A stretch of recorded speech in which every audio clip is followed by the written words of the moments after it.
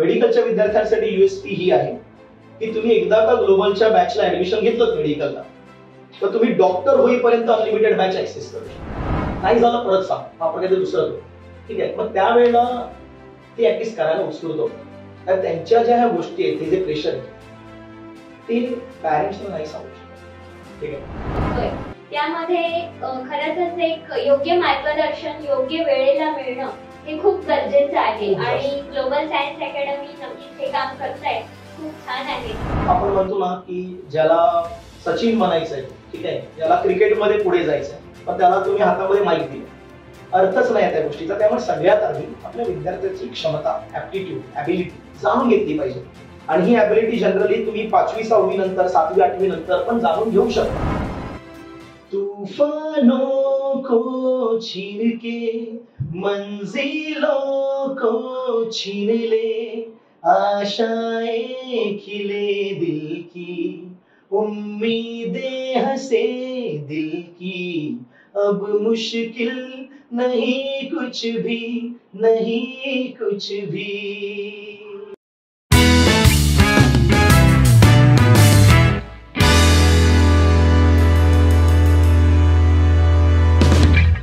नमस्कार दर्शक हो, अंकुर कला केंद्र आणि एनपी क्रिएशन प्रस्तुत करिअरचं प्रवेशद्वार या आजच्या खास पॉडकास्ट मध्ये मी अजिता तुमचं स्वागत करते.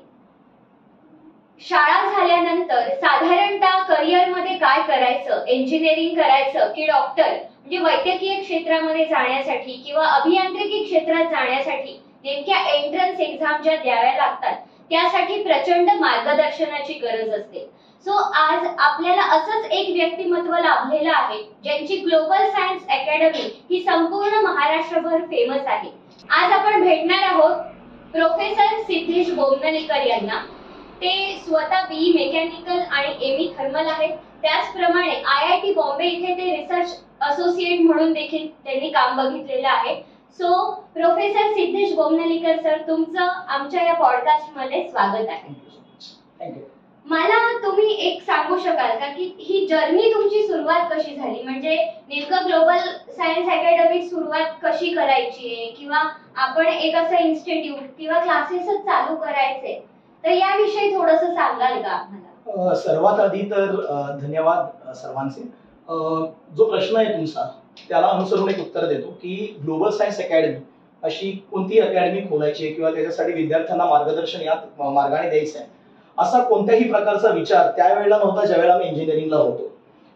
त्यावेळेला ऑब्व्हियसली एक नॉर्मल इंजिनिअरला जसं वाटत असतं की मी एखाद्या बिंग अ मेकॅनिकल बॅकग्राऊंड असल्यामुळे की एखाद्या कंपनीमध्ये जायचं आहे, तिकडे आपल्याला जाऊन पुढे जाऊन मशीन्स मध्ये काम करायचं, ऑपरेशन्स मध्ये काम करायचं, ठीक आहे, किंवा जास्तीत जास्त आपण डिझाईन वगैरे इंजिनियर बनवू, एखाद्या मोठ्या कंपनीला रिप्रेझेंट करू, असंच माझं होतं जनरली. बट इंजिनिअरिंग झाली आणि ड्युरिंग इंजिनिअरिंग मी काही विद्यार्थ्यांना शिकवत होतो कारण तशी गरज पडत होती त्यांना आणि थोडा अकॅडमिक्स मध्ये बेटर असल्यामुळे त्यांना असं नेहमी वाटायचं की चला आपण, आणि त्यावेळेपासून सर्वांनी मला सिद्धेश सर म्हणायला लागले होते. आफ्टर इंजिनिअरिंग ज्यावेळेला रिसर्च प्रोजेक्ट चालू झाला IIT मध्ये तर त्यावेळेला थोडा फ्री होतो कारण त्यावेळेला कुठलीही कंपनी असं जॉईन करू शकणार नव्हतो. सो टीचिंग हे आपण तुम्ही म्हणू शकता की ऍक्सिडेंटल आलेलं आहे माझ्या लाईफमध्ये, ठीक आहे. आणि चला एक काम करूया, हा टाइम मिळतोय सकाळी, हा टाइम मिळतोय संध्याकाळी, ह्याच्यात कुठलीही कंपनी जॉईन करू शकत नाहीये. सो अशा वेळेला मी विचार केला की चला आपण टीचिंग जॉईन करूया. मग वेगवेगळ्या मुंबईतल्या कोचिंग इन्स्टिट्यूट्स मध्ये मी गेलो आणि तिथे जाऊन मी टीचिंग सुरू केलं. कॉलेजेसला जाऊ शकत नव्हतं, त्याचं कारण असं होतं कॉलेजेसचे टायमिंग दुपारी वगैरे असायचे आणि त्यावेळेला माझा रिसर्च प्रोजेक्ट चालू होता. सो अशा वेळेला कोचिंग इन्स्टिट्यूटला जॉईन केलं, तिथे पाहिलं, वेगवेगळ्या टाईपच्या कोचिंग्समध्ये शिकवलं. त्याच्यामध्ये काही फ्रँचाईज मॉडेलच्या मोठ्या कोचिंग्स होत्या, तर काही लोकल लेवलच्या आपल्या चांगल्यापणे शिकवणाऱ्या कोचिंग्स, या सगळीकडे मी शिकवलं. तिथून काही प्लस मायनस गोष्टी मी पाहिल्या की हा इथे हे चांगलं आहे, हे वाईट आहे, ठीक आहे, किंवा या गोष्टींमध्ये इम्प्रुव्हमेंट करायची गरज आहे. या सगळ्या गोष्टींवरती एक थोडीशी नोंद ठेवली माइंडमध्ये आणि त्यावेळेला कुठेही माइंडमध्ये नव्हतं की स्वतःची अकॅडमी खोलायची, ठीक आहे. बट ओव्हरऑल असं झालं की एक काम करूया, आता एक टाइम आलेलाच आहे की जिथे मोठ्या इन्स्टिट्यूट्स आपली इनपुट्स कधी कधी ऐकत नाहीयेत, त्यांना ज्या गोष्टी विद्यार्थ्यांना हव्या आहेत, ज्या आम्हाला ते सांगतायत, पण कधी कधी इन्स्टिट्यूट लेवलवरती ते इम्प्लिमेंट होत नाहीयेत. मग आता याच्यावरती पर्याय काय, तर इन्स्टिट्यूटला सांगत बसणं आणि त्यांच्याकडचे अप्रोचेस वरती थांबून राहणं, ह्याच्यापेक्षा एक काम करूया, स्वतःच काहीतरी चालू करूया. जर स्वतःच्याच माइंडमध्ये काही गोष्टी आहेत, जर विद्यार्थ्यांना त्या इंटरॅक्टिव्हली हव्या असतील, विद्यार्थ्यांच्या आजच्या नीड जर समजून घेण्यासाठी तशी अकॅडमी हवी असेल, तर मग मला वाटतं 10 लोकांना सांगून त्यांच्या मार्फत ते करवण्यापेक्षा स्वतःच एक पाऊल उचलावं आणि पुढे जावं. तर त्या मार्गाने मी 2017ला ग्लोबल सायन्स अकॅडमी जी आहे ती माझ्यासारख्याच समविचारांची जी होती टीचिंगची पूर्णपणे टीम, त्यांना घेऊनच मी ती ओपन केली होती. तर त्यामुळे प्रश्नाचं उत्तर हेच आहे की आधीपासून हे माइंडमध्ये काही नव्हतं, बट नंतर जसा लाइफ का फ्लो चलते गया वैसे मुझे लगने लगा की स्टूडेंट्स को रिक्वायरमेंट है, तो चलो रिक्वायरमेंट को फुलफिल करते हैं. सो त्या माध्यमातून ग्लोबल सायन्स अकॅडमी स्टार्ट झाली. वा, छान. अगदीच म्हणजे स्वतः अनुभव घेऊन आणि त्यानंतर मग तुम्ही ते इम्प्लिमेंट केलेलं आहे. हे खरंच वाखाणण्याजोगं आहे, कारण ही काळाची गरज आहे की आज नेमकं शिक्षण पद्धती काय आहे आणि पुढे जर एक आपल्याला समाज घडवायचा आहे, एक पिढी घडवायची आहे, तर त्यासाठी आज विद्यार्थ्यांना कुठल्या प्रकारचं शिक्षण मिळणं गरजेचं आहे, या सगळ्या गोष्टींचा अभ्यास करून मग तुम्ही या क्षेत्रात उतरलेला आहात. हो, नक्कीच. आता हे ग्लोबल सायन्स अकॅडमी तुम्ही एवढ्या वर्षापासून रन करता आहात, तर यामध्ये नेमकं तुम्ही कुठल्या प्रकारचे कोचिंग स्टुडंट्सला प्रोव्हाइड करता आणि साधारणतः कुठल्या विद्यार्थ्यांनी इथे अप्रोच करायला हवं? Okay, so Global Science Academy is generally catering for the students who are going for 11-12 standard science. So suppose ते सायन्सच्या फील्डमध्ये जातात आणि त्यांना पुढे जाऊन इंजिनिअरिंग, मेडिकल, फार्मसी किंवा तत्सम कोणत्याही फील्डमध्ये जायचं असेल, ठीक आहे, तर ते 11वी पासूनच त्याचा अभ्यासक्रम सुरू होतो. एक्झामिनेशन 12वीच्या नंतर असतात, पण अभ्यासक्रम हा 11वी 12वी दोघांवरही आधारित असतो. अशा वेळेला विद्यार्थ्यांनी 11वी 12वी साठी जर जॉईन करायचं असेल तर ते ग्लोबल सायन्स अकॅडमीला जॉईन करू शकतात. सुरुवात जी असते ती त्यांच्या आधी तर करिअर मार्गदर्शनापासूनच सुरू होते. त्याच्यानंतर त्यांचे ऍप्टिट्यूड्स वगैरे चेक केले जातात. ऍप्टिट्यूड चेक करून जेव्हा आम्हाला कळतं, किंवा बरेच पालक आजकाल असतात की ते अवेअर आहेत, त्यामुळे ते ऍप्टिट्यूड टेस्ट करूनच येतात विद्यार्थ्यांची, आणि ते आमच्याकडे त्या सर्व्हिसेस त्यांना ज्या कोचिंग त्यांना हव्या असेल त्याच्याबद्दल इन्क्वायर करतात आणि त्या मग आपण त्यांना सलग 2 वर्ष पूर्णपणे प्रोव्हाइड करतो. सर इंजिनिअरिंगची एक्झामिनेशन, मेडिकलच्या एक्झामिनेशन, फार्मसीची examination according to their need त्या सगळ्या आपल्याला along with the boards we are provide. म्हणजे इथून तुम्ही इंजिनियर्स आणि डॉक्टर घडवता आहात. या सगळ्या प्रोसेस मध्ये जेव्हा पॅरेंट्स सोबत तुमचं इंटरॅक्शन होतं, तर तो कसा अनुभव आहे तुमचा? पॅरेंट्स सोबत ज्या वेळेला इंटरॅक्शन होतात त्याचे इंटरॅक्शनचे पण भाग आहेत. म्हणजे जे पहिल्यांदा येतात किंवा मग नंतर जेव्हा ते आमच्या प्रोसेसचा पार्ट होतात, तर सुरुवातीला जेव्हा ते इंटरॅक्शन्स येत असतात तेव्हा त्यांच्या माइंडमध्ये खूप प्रश्न असतात. ऑब्व्हियसली आपल्या विद्यार्थ्याला घेऊन प्रत्येक पॅरेंट जो असतो त्यावेळेला तो खूप विचारामध्ये असतो. तो त्याला ठरवता येत नसतं की एक्झॅक्टली माझ्या शंकेचं निरसन होईल की नाही. ऑनलाईन शोधायचा प्रयत्न करतात, त्याच्यामध्ये 1760 साइट्स आहेत. त्या साइट्स मध्ये कधी कधी माहिती जुनी असते, नवीन असते, आणि सायन्समध्ये दर 3-4 वर्षाने काही ना काहीतरी चेंजेस होत असतात. त्यामुळे ती अद्ययावत माहिती आहे की नाहीये याच्यासाठी ते आमच्याकडे ज्या वेळेला येतात जेव्हा त्यांना कळतं की इथली जी प्रोसेस आहे त्याच्यामध्ये आधी तुमच्या सगळ्या शंकांचं निरसन, त्याच्याबरोबर काही एक्स्ट्रा गोष्टी जेव्हा देतो आम्ही, किंवा हे इनपुट्स आहेत तुमच्या विद्यार्थ्यासाठी त्या करिअरसाठी इम्पॉर्टंट आहेत, तर अगदी या 2 वर्षामध्ये काय करायचंय पासून त्या करिअरमध्ये एंटर केल्याच्या नंतर काय करायचं इथपर्यंत पूर्णपणे एक जवळपास 45 मिनिट्स टू 1 आवरचं मिनिमम सेशन त्यांचं होतं. त्याच्यानंतर त्यांना जो सॅटिस्फॅक्शन असतं, ठीक आहे, त्यांच्या माइंडमध्ये जो सॅटिस्फॅक्शन असतं की हा त्यांचे बरेचसे प्रश्न निरसन झालेले आहेत. नंतर काही प्रश्न येतात, मग त्याच्यासाठी फोन कॉलवरती आम्ही अवेलेबल असतो. तर हा तर झाला सुरुवातीचा इंटरॅक्शन, ज्याच्यामध्ये त्यांना खूप बरं वाटतं की आम्ही अशा ठिकाणी आलोय जिथे आमच्या प्रश्नांची उत्तर आम्हाला मिळतात. अच्छा, विद्यार्थी ज्यावेळेला आमच्या प्रोसेसमध्ये असतो, म्हणजे तो शिकत असतो, इथे त्याचे एक्झाम्स चालू असतात, ऍट दॅट टाइम ऑल्सो त्यांना तो ऍक्सेस अवेलेबल असतो. ते इथे येतात. त्यांच्या काही विद्यार्थी ऑब्व्हियसली कॉम्पिटेटिव्ह एक्झाम्स आहे म्हणताना तुम्हाला सखोल मेहनत करायची, भरपूर मेहनत करायची, अभ्यास खूप जास्त डीप आहे. तर कधी कधी विद्यार्थी मागे राहतात, कधी कधी त्यांची आपण म्हणू शकतो की कंटाळा येतो, त्यांना प्रोक्रॅस्टिनेशन करतात. मग अशा वेळेला पॅरेंट्स समोर एकच पर्याय असतो की सायकोलॉजिस्टकडे जाण्याअगोदर सिद्धेश सरांकडे येऊया. कदाचित त्यांच्याकडे चांगले रस्ते अवेलेबल असतील आणि त्याप्रमाणे मग ते आपल्याला कळेल. ठीक आहे. सो त्यामुळे तो पण एक जो असतो आफ्टर प्रोसेसमध्ये, तेव्हा पण पॅरेंट्स असतात ते वेल सॅटिस्फाईड असतात आमच्याकडे. Very nice. कारण आजच्या काळामध्ये बघा कसं आहे की पालकांचा आणि विद्यार्थ्यांचा संवाद होणं खूप गरजेचं आहे करिअरच्या दृष्टीने, आणि तो एक संवादातला दुवा होण्याचं काम तुम्ही करताय, हे खूप अगदीच म्हणजे वाखाणण्यासारखंच आहे. आता तुमच्याकडे ग्लोबल सायन्स अकॅडमी मध्ये ही जी सगळी प्रोसेस होते, यामध्ये फक्त ग्लोबल सायन्स अकॅडमीचाच एवढं रँकिंग आहे, किंवा आता बघा आपण बऱ्याचशा इन्स्टिट्यूट बघतो, पण आम्ही तुमचा सक्सेस रेट देखील बघितलेला आहे. तर या मागचं यशाचं गुपित काय आहे, तुम्ही सांगू शकाल का? यशाचं गुपित असं तर काही सांगता नाही येणार मला. फक्त मला इतकं माहिती आहे की जी अकॅडमी मधली जितकी पण लोक आहेत जे याच्याबरोबर असोसिएटेड आहेत त्यांचं ध्येय हे विद्यार्थ्यांचं ध्येयच आहे. विद्यार्थी जर इथे एक स्वप्न घेऊन येतो तर ते स्वप्न इथले सगळेजण आपल्यामध्ये सामावून घेतात आणि मग त्याच्या अनुषंगाने ज्या ज्या गोष्टींची गरज लागते त्या त्या गोष्टी आम्ही इम्प्लिमेंट करत राहतो. ठीक आहे. दुसरी महत्वाची गोष्ट, जर प्रश्नाचा ओघ जर युएसपी कडेच असेल समजा की नक्की युएसपी काय आहे, तर वेगवेगळ्या प्रकारच्या युएसपी आहेत. फॉर एक्झाम्पल ऑपरेशन्स मध्ये वेगळी युएसपी आहे. टेस्ट पॅटर्न एक्झाम्स तुम्हाला माहिती आहे हा एवढा मोठा एक्झामिनेशन असतात. JEE ऍडव्हान्स ही जगातली दुसऱ्या नंबरची टफेस्ट एक्झामिनेशन आहे जगामध्ये. मग अशा वेळेला तिथला जो अभ्यासक्रम विद्यार्थ्यांना 16-17 वर्षाच्या विद्यार्थ्यांना करायचा असतो त्या विद्यार्थ्यांची एक्झामिनेशन थ्रू त्यांना कळतं की एक्झॅक्टली त्यांना किती मेहनत करायची, आणखी त्यांचा अभ्यास बरोबर चाललाय की नाही वगैरे. तर एक्झामिनेशन मध्ये पण काही युएसपी आहेत. आता ऑपरेशन्स मधल्या जर युएसपी सांगायला गेलो तर टीचिंग मध्ये दोन प्रकार असतात जसं सगळ्यांनाच माहिती आहे की बोर्डची टीचिंगही असते आणि मग एंट्रन्सची प्रवेश परीक्षांची टीचिंग असते. सो ग्लोबल मध्ये जेव्हा तुम्ही प्रवेश परीक्षांसाठी अप्लाय करता ऍट दॅट टाइम तुम्हाला बोर्डची टीचिंगही मिळते. बऱ्याचशा ज्या काही फ्रँचाईज कोचिंग किंवा मॉडेलवरती चालणारे कोचिंग आहेत त्या फक्त एंट्रन्स शिकवतात. बोर्डसाठी विद्यार्थ्यांना स्वतःहून करावं लागतं. जर कोणी स्मार्ट विद्यार्थी असतील, अभ्यासू असतील ते स्वतःहूनच करतात किंवा मग त्यांना काही प्रायव्हेट कोचिंगची गरज लागते बोर्डसाठी फक्त, पण इथे त्याची गरज नाही लागत. सो ही झाली युएसपी की तुम्हाला बोर्ड एंट्रन्स दोघांची पण प्रिपरेशन मिळणार आहे. दुसरी युएसपी अशी आहे ती मेडिकलच्या विद्यार्थ्यांसाठी. मेडिकलच्या विद्यार्थ्यांसाठी युएसपी ही आहे की तुम्ही एकदा का ग्लोबलच्या बॅचला ऍडमिशन घेतलं मेडिकलला तर तुम्ही डॉक्टर होईपर्यंत अनलिमिटेड बॅच ऍक्सेस करू शकता. म्हणजे तुम्हाला समजा कधी कधी असं होतं की 16 लाख विद्यार्थी मेडिकलला अप्रोच करतात दरवर्षी, अंदाजे 90,000च्या आसपास गव्हर्नमेंटल सीट्स आहेत. म्हणजे हा जो रेशो जर आपण बघितला तर प्रत्येक 17 ते 18 विद्यार्थ्यांपैकी एकाला मिळणार आहे. ठीक आहे. मग अशा वेळेला समजा जर या वर्षी नाही झालं मग पुढच्या वर्षीसाठी जेव्हा तुम्ही अप्लाय करता त्यावेळेला ग्लोबल कडनं तुम्हाला कुठलीही फीस चार्ज होत नाही, कारण तुम्ही ऑलरेडी ऍडमिशन घेतलेलं आहे म्हणताना तुम्ही पुढच्या बॅचलाही ऍक्सेस करू शकता. ठीक आहे.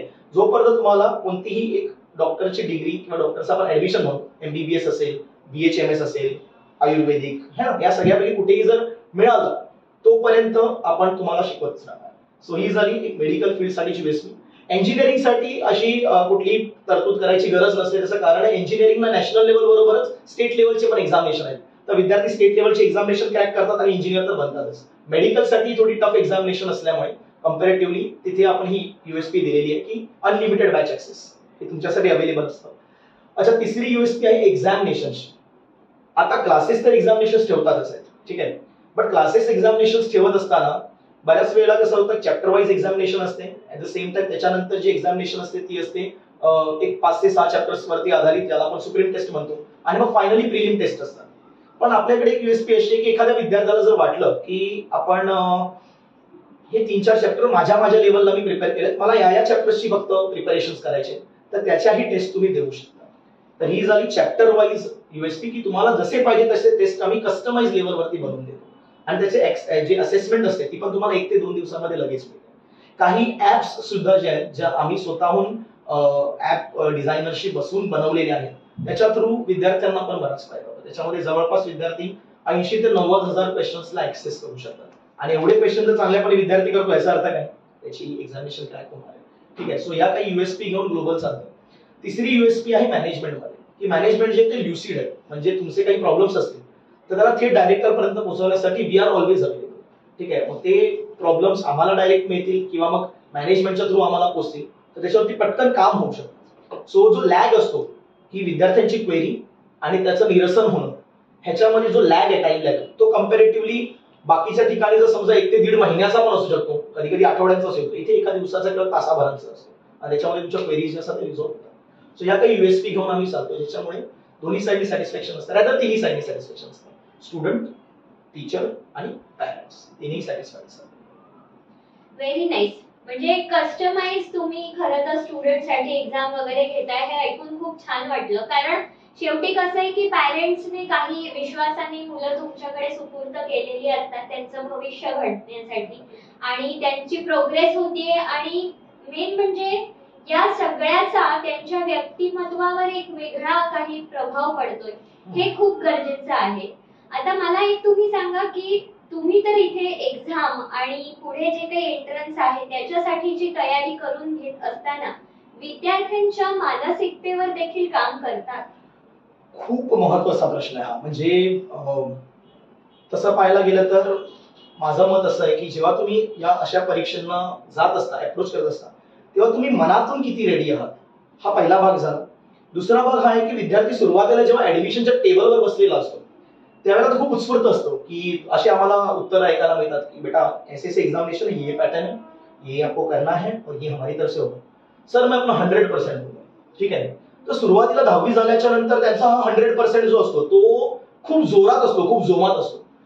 पण मग ज्या वेळेला ते ऍक्च्युअली ही प्रोसेस बघतात, हा अभ्यास किती मोठा आहे, काय आहे, ठीक आहे, त्यानंतर कदाचित ते गांगरून जाऊ शकतात. बिकॉज त्यांनी जो माइंडमध्ये एक इल्युजन बनवलेलं असतं की ठीक आहे मी 10वीला एवढ्या एवढ्या लेवलचा अभ्यास केला म्हणताना जास्तीत जास्त काय असेल तर 1-2 स्टेप वर.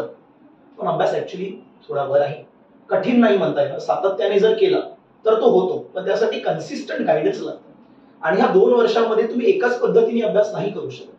सुरुवातीला तुम्ही असं मानून चालू की 2-2 तासाचे सेशन्स बनवून करता, मग नंतर मे बी 1 वर्षाच्या नंतर तो अप्रोच चेंज होत आहे, तुम्हाला एक्झाम्सच्या हिशोबाने अभ्यासाला चेंज करावं लागतं.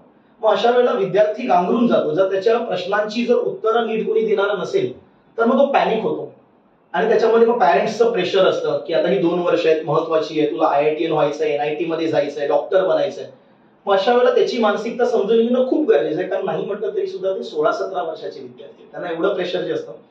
मग अशा वेळेला ही मानसिकता ऑलरेडी ग्लोबलमध्ये आम्ही सगळ्या टीचर्सना सांगून ठेवलेली असते की तुम्ही जेव्हा शिकवताय ऍट दॅट टाइम तुमच्यासाठी हे 12-14 वर्षांचा एक्सपिरियन्स तुम्ही 80-90 बॅचेस शिकवल्यात बरोबर आहे, पण तो विद्यार्थी एका वेगळ्या मानसिकतेने येतो. ऍट दॅट टाइम तुम्ही शिकवत असताना तर तुम्हाला कोणी जर वाटतं की थोडंसं खाली जात आहे, लक्ष ठेवा. आणि मेंटॉरशिप असते प्रत्येकाकडे, प्रत्येक टीचरकडे. सो तो त्या स्टुडंटला दर महिन्याला इव्हॅल्युएट करत असतो की एक्झॅक्टली काय प्रॉब्लेम त्याच्यामध्ये, आणि मग त्याप्रमाणे ऑन द मेंटॉर लेवल आणि मग त्याच्यानंतर डायरेक्टर लेवल वरती ते विद्यार्थी येऊन बसतात, आपापले शंका सांगतात, त्याची रिपेअरिंग आमच्याकडे अवेलेबल असते की नेमकं तुझा अच्छा असा प्रॉब्लेम आहे का. कधी कधी प्रॉब्लेम असतो सर, आता माझा सब्जेक्ट फिजिक्स आहे, 10वी पर्यंत स्टेट बोर्डचे विद्यार्थी किंवा कधी कधी ICSE CBSE चे विद्यार्थी पण न्यूमरिकल्सला इग्नोर करतात, गणित सोडवतच नाही फिजिक्सची. आणि 11वी-12वीला आल्याच्या नंतर 50 पैकी 45 तर गणितच आहेत MCQs मध्ये. मग ते गांगरतात, त्यांना डेटा क्लिक होत नाही, ठीक आहे, त्यांना सोल्युशन्स काढताना कधी कधी युनिट कन्व्हर्जन जमत नाही, मॅथमॅटिक्स मध्ये कॅल्क्युलस मध्ये प्रॉब्लेम होतो, ट्रिग्नोमेट्री मध्ये प्रॉब्लेम होतो. मग त्या लेवलवर टीचर त्यांना गाईड करणार की अच्छा असे प्रश्न जमत नाही आहेत का, एक काम कर असं असं या लेवलला कर, जास्त त्रास नको करून घेऊ. अच्छा तू एक काम करतो, 2-2 तासाचे सेशन जमत नाही, एक काम कर 6-6 तासाचे सेशन घे आणि 20-20 मिनिटाचा ब्रेक घे. त्या ब्रेक मध्ये पण नेमकं काय करायचं, ठीक आहे. तर या सगळ्या गोष्टींवरती त्यांना जेव्हा सांगतो आणि त्यांना सांगतो आम्ही की 7 डेजला आधी फॉलो कर, मग 21 डेज पर्यंत त्याला घेऊन जा, मग आपण पुन्हा भेटू. ज्यावेळेला त्यांना हा सपोर्ट मिळतो फ्रॉम द इन्स्टिट्यूट की तुम्ही हे करा, आम्ही आहोत, नाही झालं परत सांग, आपण काहीतरी दुसरं करू, ठीक आहे, मग त्यावेळेला ते ऍटलिस्ट करायला उत्स्फूर्त होतात. कारण त्यांच्या ज्या ह्या गोष्टी आहेत, हे जे प्रेशर आहे ते पॅरेंट्सला नाही सांगू शकत, ठीक आहे, कारण पॅरेंट्स ऑलरेडी त्यांच्यावरती वॉच करू. मग अशा वेळेला ते सांगणार कोणाला, जर ते इन्स्टिट्यूटलाही घाबरायला लागले मग ते सांगणार कोणाला. मग अशा वेळेला इन्स्टिट्यूट त्या मार्गाने आम्ही झुकलेलेच असतो की अच्छा तुमचे प्रॉब्लेमच तुम्ही सांगा, कारण त्यांना सोडवल्याशिवाय तुमची प्रोग्रेस होणं कठीण. सो त्यामुळे विद्यार्थ्यांना कुठे ना कुठेतरी हा ऍक्सेस देणं गरजेचं आहे की वी आर देअर, डोंट वरी, ठीक आहे. आणि मग तेवढा अप्रोच असेल तर ते लोक करतात आम्हाला अप्रोच. नक्कीच, कारण आज आपण एकूणच समाजातलं जे काही वातावरण बघतोय त्यामध्ये खरंच एक योग्य मार्गदर्शन योग्य वेळेला मिळणं हे खूप गरजेचं आहे. आणि ग्लोबल सायन्स अकॅडमी नक्कीच हे काम करताय, खूप छान आहे. मला तुम्हाला एक प्रश्न असा विचारायला आवडेल की आजच्या पालकांना तुम्ही काय एक संदेश असा देऊ इच्छिता की कसं होतं की सगळीकडे रॅट रेस आहे आणि यामध्ये ना पालक अवास्तव अपेक्षा आपल्या पाल्याकडून ठेवतात आणि त्यामध्ये त्या पाल्याला नेमकं काय हवंय, त्या विद्यार्थ्याला नेमकं काय हवंय हे कुठेतरी दडपलं जातं आणि मग त्याच्यातून अर्धे इंजिनियर्स अर्धे डॉक्टर्स घडतात, पण मग त्यांचं ते घडणं कितपत योग्य आहे. अशा वेळी पालकांचा त्यांच्या आयुष्यामध्ये काय रोल असला पाहिजे, तर एक शिक्षक म्हणून तुम्ही पालकांना काय सांगता? ओके, प्रश्न गंभीर पण आहे आणि तेवढाच इम्पॉर्टंट पण आहे.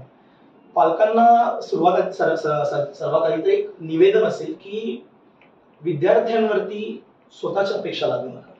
कारण होऊ असं शकतं की कदाचित बरेचसे पालक, जेव्हा आम्ही आता हे मी जे वाक्य म्हणतो ह्याच्या मागे इतक्या वर्षांचा काउन्सिलिंगचा एक्सपिरियन्स आहे, जवळपास 13 वर्ष काउन्सिलिंग करून दरवर्षी 100-150 वर्ष मुलांना म्हणजे काउन्सिलिंग केल्यामुळे त्याच्यातनं जे मला जाणून आलंय ते हे आहे की माझ्या विद्यार्थ्याला, माझ्या मुलाला मला इंजिनियरच बनवायचं आहे, हे जेव्हा तुम्ही लहानपणापासून ठरवून ठेवता किंवा मला डॉक्टरच बनवायचं, ठीक आहे, अपेक्षा चुकीच्या नाहीये. तुमचा विद्यार्थी, तुमचा मुलगा आहे, त्याला मोठं होताना पाहणं हीच एक अपेक्षा असते प्रत्येक पालकाची. पण मग होतं काय की त्याच्यामध्ये खूप महत्वाची गोष्ट अशी आहे की तुमच्या अपेक्षा आणि त्याचं ऍप्टिट्यूड हे मॅच करते. तुमच्या अपेक्षा आहेत त्याला डॉक्टर बनवायच्या, पण त्याचं अॅनालिटिक्स स्ट्रॉंग आहे, त्याचं मेमरायझेशन वीक आहे. किंवा तुमच्या अपेक्षा आहेत त्याला इंजिनियर बनवायचं, पण त्याचं अॅनालिटिक्स वीक आहे, त्याचं मेमरायझेशन स्ट्रॉंग आहे. त्याचं नेमकं ऍप्टिट्यूड कुठे जाते हे पाहणं गरजेचं आहे. अदरवाईज मग आपण म्हणतो ना की ज्याला सचिन बनायचंय, ठीक आहे, ज्याला क्रिकेटमध्ये पुढे जायचंय, पण त्याला तुम्ही हातामध्ये माईक दिलाय, अर्थच नाही त्या गोष्टीचा. त्यामुळे सगळ्यात आधी आपल्या विद्यार्थ्याची क्षमता, ऍप्टिट्यूड, ऍबिलिटी जाणून घेतली पाहिजे. आणि ही ऍबिलिटी जनरली तुम्ही 5वी 6वी नंतर, 7वी 8वी नंतर पण जाणून घेऊ शकता. मग तुमच्याकडे 10वीच्या वेळेपर्यंत 2 वर्षाचा वेळ असतो अवेलेबल. त्याच्यामध्ये तुम्ही पण तुमच्या ज्या प्रोसेस असतात की बाबा अच्छा हे ऍप्टिट्यूड आहेत यायचे, मग ह्याच्यावरती मी मार्गदर्शनावर जातो.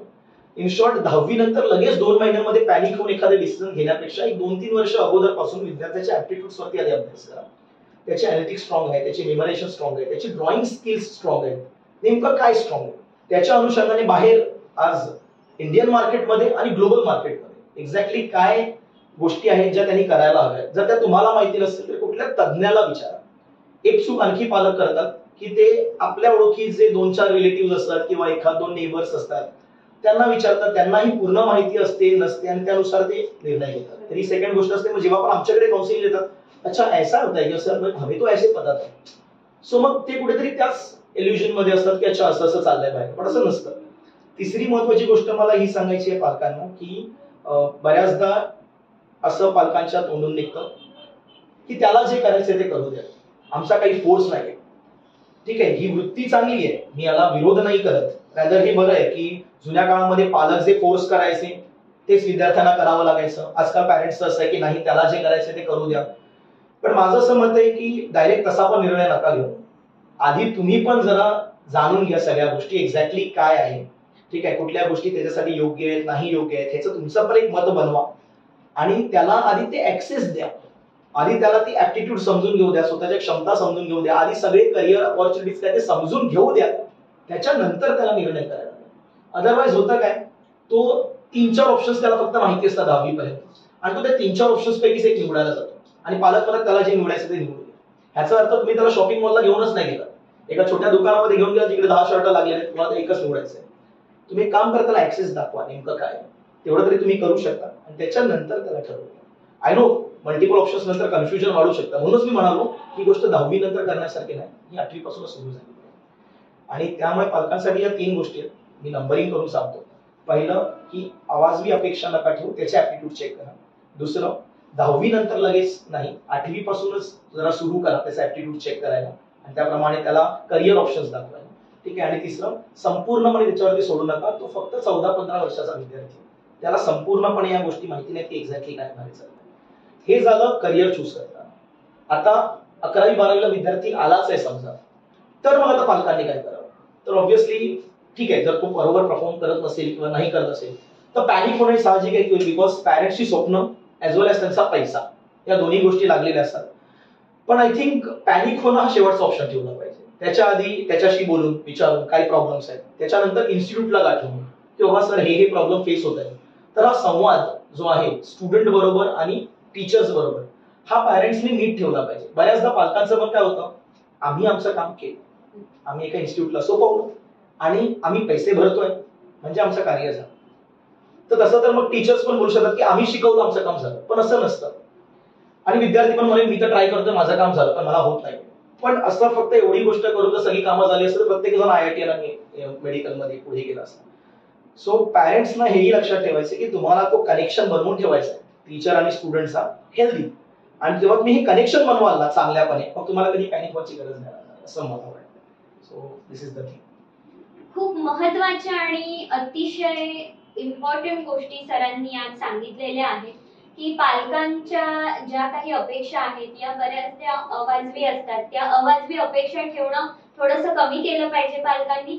त्याचप्रमाणे त्यांचं करिअर गायडन्स आहे किंवा पुढे काय केलं पाहिजे याविषयी थोडंसं शालेय वयापासूनच जर सुरुवात केली तर नक्कीच तो विद्यार्थी एका योग्य च्या दृष्टीने वाटचाल करेल आणि संवाद असणं खूप गरजेचं आहे. खूप इम्पॉर्टंट गोष्टी सांगितल्या सर तुम्ही. मला एक तुम्ही सांगा की तुमच्या ग्लोबल सायन्स अकॅडमी मध्ये हा जो सगळा पॅटर्न आहे, तर मग हा कशा पद्धतीने चालतो आणि तुमच्या कुठे कुठे शाखा आहेत? ओके, सगळ्यात आधी तर ग्लोबलच्या ज्या शाखा आहेत, अंधेरी स्टेशन वेस्टला लागूनच आहे, गोरेगाव स्टेशन वेस्टला लागूनच आहे आणि जोगेश्वरीला आहे, सर्वोदय नगरला. तशा 3 शाखा सध्या कार्यरत आहेत. आणि पॅटर्न हा खूप जास्त क्लिष्ट नाही, डिफिकल्ट नाही, सिंपल आहे. यू आर ऍडमिटेड, तुम्ही तुमचं ऍडमिशन होत आहे अँड दॅट तुमच्या एक्झामिनेशनच्या साठी जी प्रिपरेशन असते ती सुरू होते. सर्वात आधी सर्वात महत्वाचं म्हणजे जे विद्यार्थी येतात ते वेगवेगळ्या बोर्डाचे असतात. तुम्हाला आता माहिती 10वीला बरेचसे बोर्ड्स अवेलेबल आहेत, जसं की SSC, ICSC, IGCSE, IB board है ना, तर CBSE. या सगळ्यांचा पाया एकसारखा नाही आणि ज्यावेळेला हे सगळे विद्यार्थी एकत्र येतात ऍट दॅट टाइम प्रॉब्लेम बऱ्याच विद्यार्थ्यांना हा होत असतो की आमचा पाया एकसारखा नाहीये. तर सुरुवातीचा 1 महिना हा बेसिक डेव्हलपमेंट लेक्चर्सचा असतो. बेसिक डेव्हलपमेंट लेक्चर्स मध्ये आपण विद्यार्थ्यांचे 9वी आणि 10वीचे बेसिक्स जे आहेत ते स्ट्रॉंग करून घेतो. त्याचा बेनिफिट हा होतो की एखादा SSCचा विद्यार्थी जरी असेल तो 1 महिन्याच्या नंतर सायन्ससाठी रेडी झालेला असतो आणि हे होणं गरजेचं आहे. त्यामुळे जनरली मी अपील की तुम्ही सुरुवातीचे BDL म्हणजे बेसिक डेव्हलपमेंट लेक्चर्सला नक्की बसा.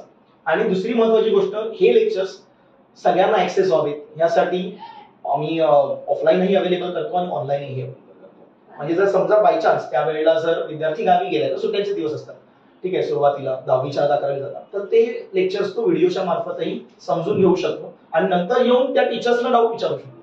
करेक्ट, हे झालं पहिलं. त्याच्यानंतर आम्ही सिलेबसला स्टार्ट करतो. सिलेबस स्टार्ट झाल्याच्या नंतर त्याच वेळेला topic wise examinations, FLT full length test, म्हणजे आतापर्यंत जेवढे टॉपिक झाले त्याच्यावरती एक्झामिनेशन होत राहणार आहेत. आणि या सगळ्या एक्झामिनेशन्सचं तुम्हाला पॅरेंट्सना पण त्यांचे रिझल्ट मिळत राहावे ह्याच्यासाठी एक ऍप असते, ग्लोबल सायन्स अकॅडमी ऍप, जी प्ले स्टोअर वरती अवेलेबल आहे. आणि त्याच्यामधून तुम्ही विद्यार्थ्यांचे प्रोग्रेस पाहू शकता, त्यांना किती मार्क्स आहेत, काय आहेत, त्याचं ग्राफ काय आहे स्टडीजचा पॅटर्नचा, ठीक आहे. ऍट द सेम टाइम त्याच्यामध्ये व्हिडिओ लेक्चर्स अवेलेबल असतात, इन्फॉर्मेटिव्ह लेक्चर्स अवेलेबल असतात, तर हे तिथे अवेलेबल असतात. एक्झामिनेशनचे पॅटर्न चालतात, मध्येच डाऊट सेशन्स चालतात. हा संपूर्ण पॅटर्न जो अभ्यासाचा आहे हा जवळपास 2400 ते 2500 तासांचा आहे. आता जर एक कंपॅरिझन द्यायला गेलो तर 10वीचा अभ्यासक्रम SSC बोर्डाचा सगळ्या सब्जेक्टचा मिळून 400 तासांचा आहे. जर आपण CBSE किंवा ICSE म्हटलं तर 550 ते 550 तासांचा आहे. आणि 11वी 12वी एंट्रन्सेस हा जो अभ्यासक्रम आहे हा 2400 ते 2500 तासांचा आहे. आणि त्याच्यामध्ये मग आपण doubt sessions, revision, practice sessions add up केले तर ते खूप मोठा अभ्यासक्रम आहे. मग हा संपूर्ण डिटेलमध्ये समजावायला गेलो तर आपल्याला आणखी एक वेगळं पॉडकास्ट करावं लागेल असं मला वाटतं. बट आय थिंक हा पूर्ण अभ्यासक्रम ही पूर्ण एक जर्नी आहे विद्यार्थ्याची, जी त्याला पूर्णपणे त्याच्या मार्गावरती घेऊन जाण्यासाठी आम्ही असतो, तेही असतात, दोघांमध्ये होतात. तर हाच तुमच्या प्रश्नाचं उत्तर. सिद्धेश सर, मला अजून एक खूप महत्त्वाचा प्रश्न तुम्हाला विचारावासा वाटतो की आजची जी काही शिक्षण पद्धती आहे ती शिक्षण पद्धती आणि बाहेर जगामध्ये पूर्ण ग्लोबल लेवलवर जे गरजेचं आहे ज्ञान, त्याची सांगड नेमकी कशी घातली गेली पाहिजे? कारण होतं काय की आपले जे काही पालक असतात हे पारंपरिक शिक्षण पद्धतीमध्ये अडकून पडलेले असतात आणि आजच्या जगामध्ये आधुनिकता किंवा तंत्रज्ञान या सगळ्या गोष्टींची जोड घेऊन टेक्नो सॅव्ही होणं जेवढं गरजेचं आहे तेवढंच शिक्षणामध्ये सुद्धा तुम्ही काय अजून अवगत केलं पाहिजे याविषयी तुम्ही काय सांगाल? ओके, हा खूप इंटरेस्टिंग क्वेश्चन आहे, कारण याच्यामध्ये खूप डायमेन्शन्स आहेत आणि एकदा मस्त अभ्यास करून आला तुम्ही. सो ऍक्च्युली हा प्रश्नाचं उत्तर नेमकं असं आहे की काही पारंपरिक ज्या फील्ड्स आहेत त्या महत्वाच्या आहेत, ठीक आहे. ज्या फील्ड्स महत्वाच्या नाही आहेत ते ऑटोमॅटिकली लॅग आउट होतात. आता फॉर एक्झाम्पल, जर एखादा विद्यार्थी किंवा पॅरेंट्स इंजिनिअरिंग किंवा मेडिकल किंवा फार्मसी सारख्या पारंपरिक ठिकाणी जर जायचा विचार करतो तर ते चुकीचं नाही म्हणता येणार पूर्णपणे. But at the same time मी म्हणाल्याप्रमाणे तुमची जी ऍप्टिट्यूड आहे त्याच्या अनुषंगाने बाहेर आज ग्लोबल मार्केटमध्ये बऱ्याच गोष्टी अवेलेबल आहेत. जर तुमचं ऍप्टिट्यूड हे समजा एखाद्या कला क्षेत्राकडे जात असेल आणि त्यात तुम्ही टेक्नो सॅव्ही असाल, तुमचं जर 8वी 10वी पर्यंतच कळत आहे की तुम्ही टेक्नॉलॉजीला पटकन अवगत होताय, त्यात तुम्ही कलाप्रेमी आहात, तर आज डिजिटल प्लॅटफॉर्म्सवरती बऱ्याचशा गोष्टी अवेलेबल आहेत, ठीक आहे, ज्याच्यावरती तुम्ही जाऊ शकता.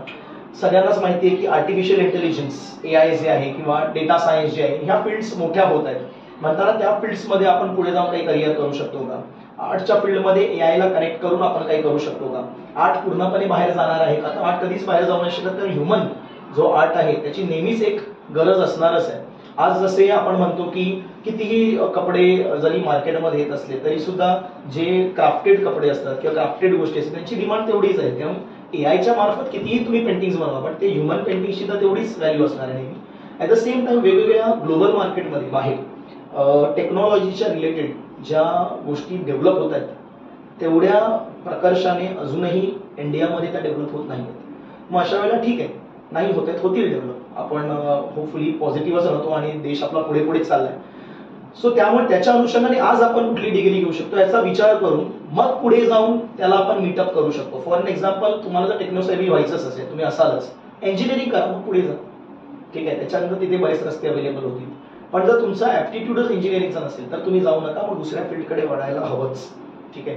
तर त्यावेळेला जर तुमचा ऍप्टिट्यूड अजिबातच या पारंपरिक फील्डकडे जर नसेल तर मग तुम्ही इथून बाहेर निघणं गरजेचं आहे. अदरवाईज होतं काय, आम्ही बऱ्याचदा बघतो एक नावासाठी डिग्री घेऊन बसतात विद्यार्थी आणि मग त्याच्यानंतर मग त्यांना जे हवं तेच करतात.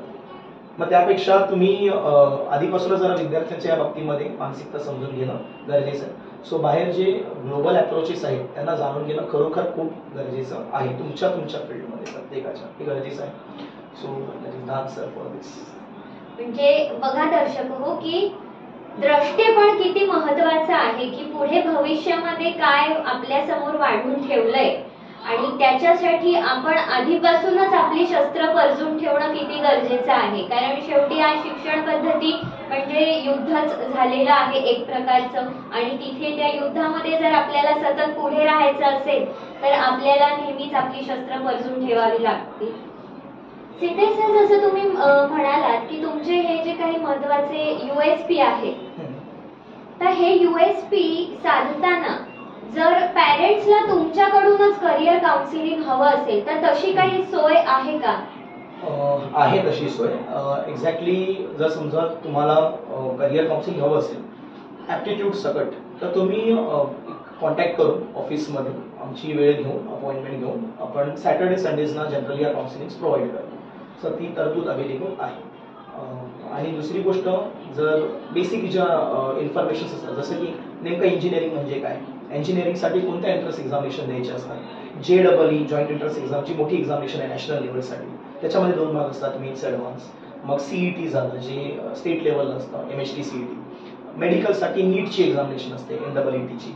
फार्मसीसाठी एक्झामिनेशन असतात. मग या एक्झामिनेशनचं स्वरूप काय, किती अभ्यास आहे, काय आहे, या सगळ्यासाठीचं मार्गदर्शनपर जे माझं YouTube चॅनल जे आहे त्याच्यावर हे सगळं अवेलेबल असतं. म्हणजे बेसिक मार्गदर्शन तर तुम्हाला डायरेक्टली ऑनलाईनही माझ्या चॅनलवरती मिळेल. आणि सिद्धेश सर फॅन्टास्टिक फिजिक्स नावाने हे चॅनल आहे, तर त्यावर जाऊन आपण हे ऍक्सेस करू शकतो. प्लस त्याच्यानंतर जर काही पर्सनल काउन्सिलिंगची गरज असेल सो स्टुडंट्स आणि पॅरेंट्स ऑफिसमध्ये अपॉइंटमेंट घेऊन ते येऊ शकतात सॅटर्डे संडेला आणि त्याप्रमाणे करू शकतात. दर्शक हो, लक्षात ठेवा, सिद्धेश सर फॅन्टास्टिक फिजिक्स नावाचं YouTube चॅनल सरांचे अवेलेबल आहे. तिथे तुम्ही नक्कीच त्यांचे करिअर काउन्सिलिंग आणि इव्हन फिजिक्सच्या काही ट्रिक्स आहेत ते नक्कीच तुम्ही बघू शकता. व्याप तसा बराच मोठा आहे सर. हा सगळा व्याप सांभाळत असताना ऍज अ प्रोफेसर सिद्धेश बोमनलीकर तुम्ही स्वतःचे जे काही आवड, छंद किंवा तुमची फॅमिली जी आहे त्यांना कसा वेळ देताय किंवा कसं सगळं मॅनेज करताय तुम्ही? मला असं वाटतं की देवाची कृपा आहे की समजूतदार फॅमिली मिळाली आहे मला. कारण असं असतं की एखादा व्यक्ती जेव्हा एखादा असा व्यवसाय असतो त्याच्यामध्ये तो मुरून करतोय, एक डेडिकेटेडली करतोय, त्यावेळेला फॅमिलीचा सपोर्ट असणं खूप गरजेचं आहे. अशा वेळेला आईचा, वाईफचा, ठीक आहे, भावांचा, सगळ्यांचा सपोर्ट खूप छान आहे. त्यांना माहिती की समजा मी 14 तास नाहीये तर ते मला एकदाही फोन नाही करणार. त्यांना माहिती आहे लेक्चर असू शकतो किंवा व्हॉट एव्हर जे काय याच्या मीटिंग्स असू शकतात. सो पण हा असं नाहीये मी पूर्णपणे त्यांना बाजूला सोडलेलं. मग कधीतरी 15-20 दिवसात एखादी सुट्टी घ्यायची, त्यांच्याबरोबर वेळ स्पेंड करायचा. काही छंद आहेत जे जोपासायचे असतात, ठीक आहे, मग त्यासाठी हे 10-12 तास 13 तास झाले. छंद आहे म्हणताना एनर्जी तर असणारच, त्यामुळे 12-13 तास जरी अभ्यासक्रमामध्ये गेले तरी सुद्धा त्याच्यानंतर 1-1.5 तास आठवड्यातनं एकदा 2दा काढायला काही प्रॉब्लेम नाही. सो मी तो माझा छंद जो असतो तो रात्री 9-9:30च्या नंतर जेव्हा लेक्चर संपलेले असतात त्यावेळेला जोपासतो, म्हणजे त्याप्रमाणे होतं. आणि थोडाफार सिंगिंगची वगैरे आवड असल्यामुळे ते 9-9:30च्या नंतरच जे काय असेल ते. सो विद्यार्थ्यांचा वेळ विद्यार्थ्यांना दिला की त्याच्यानंतर आपला वेळ असतो. तुम्ही म्हणालात की सिंगिंगची तुम्हाला आवड आहे आणि घरातूनही सपोर्ट आहे तुम्हाला, छान झाले. पण मग सिंगिंगची आवड आहे तर आम्हाला जरा दोन नक्कीच ऐकायला आवडतील तुमच्याकडून. आता जायचंय अगदी 2 ओळी तुम्ही प्रेक्षकांसाठी. अच्छा, नाही मला शिकवायला सांगितलं असतं तर मजा आली असती, बट ठीक आहे. चला म्हणजे थोडासा आता एज्युकेशनलच आहे म्हणताना थोडंसं मोटिवेशनल सॉंगच होऊन जाईल. नक्कीच. तूफानों को छीन के मंजिलों को छीन ले, आशाएं खिले दिल की, उम्मीदें हंसे दिल की, अब मुश्किल नहीं कुछ भी, नहीं कुछ भी. वा वा वा, अतिशय छान. अगदी तुम्ही समर्पक असं गाणं गायलेलं आहात, कारण विद्यार्थ्यांना आशा घेऊनच ते पुढच्या जगामध्ये पाऊल टाकणार असतात आणि एक यशाचं नवीन क्षितिज गाठणार असतात. तर तुम्ही आज आमच्या या पॉडकास्ट मध्ये आलात आणि विद्यार्थ्यांना, आमच्या पालकांना आणि सगळ्याच दर्शकांना खूप छान मार्गदर्शन केलं. नक्कीच सगळे जण या गोष्टींचा अवलंब करतील आणि महत्त्वाचं म्हणजे विद्यार्थ्यांनी काय केलं पाहिजे, पालकांचा त्यांना कसा सपोर्ट असला पाहिजे, या सगळ्या गोष्टींचा विचार करून ते त्यांच्या भविष्यामध्ये एक नवीन पाऊल टाकतील. पुन्हा एकदा धन्यवाद. थँक्यू.